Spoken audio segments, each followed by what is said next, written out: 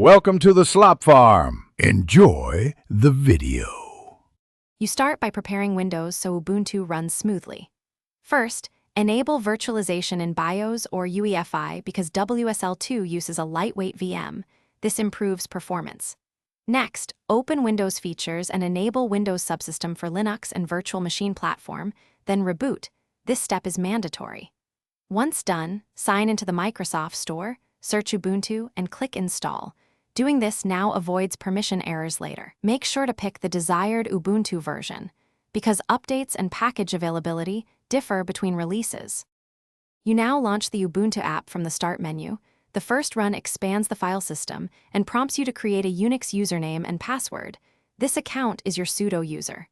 Once logged in, run sudo apt update and sudo apt upgrade to fetch security updates and reduce later conflicts. Then install core tools like Build Essential, curl, and Git. These let you compile, download, and manage code. Finally, generate SSH keys if you'll access remote repos. This saves time and prevents repeated auth prompts. You finish by configuring user preferences, set locale and time zone, deploy dot files, and access Windows files at /mnt/c for cross-system work. Make sure WSL default is version 2 for best compatibility by running WSL set default version 2. This ensures networking and file system performance are consistent.